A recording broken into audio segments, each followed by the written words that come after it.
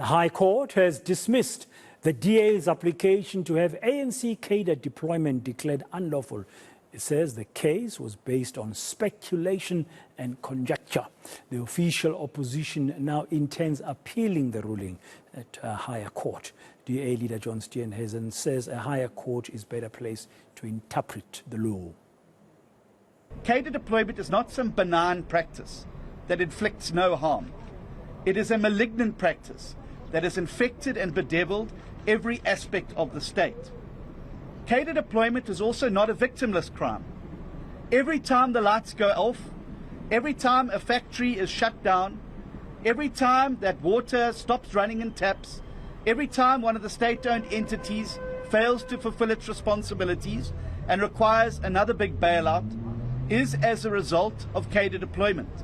And you can track back the terrible appointments made to many of these key institutions that have hollowed them out so dramatically that they are unable to perform even their most basic of functions. Ports that cannot operate effectively, an electricity generator and supplier that cannot generate or supply electricity, taps running dry across the country, hospitals that do not have sufficient nurses and doctors. These are the human face of those who suffer from cadre deployment. What we will be doing is appealing this judgment. Our legal team is busy as we speak, digesting the judgment, but we will appeal it to the SCA and potentially directly to the Constitutional Court. We believe there can be no greater constitutional imperative than to deal with this particular matter and its effects on South Africa. If cadre deployment is continued and supported in its current form, it will continue to undermine the state and it will continue to cause great harm to the South African people and their prospects for the future. Steenhuisen says the cadre deployment documents that they have received punch a hole in the judgment that was delivered by the Pretoria High Court. The court, of course, dismissing DA's case that was seeking for the ANC cadre deployment policy to be declared unlawful. The party will now appeal this. Because this judgment refers to the, as I said, this clear line.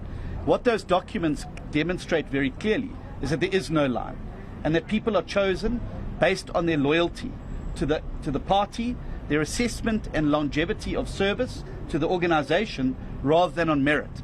We've already seen today how there was a direct interference in the operation and the independence of the Chief Justice and the judiciary. So I think that if anything, these documents that we've received are going to be a devastating blow to aspects of this judgment. And that is why we will include them now, the full set of minutes, in any supplementary legal papers that we bring, because it fundamentally disproves this court's assertion that this was some benign advisory system. It was not. It's very clear. You can trace the cadre deployment committee's decisions being actively implemented, despite in some cases very grave reservations expressed from various other people.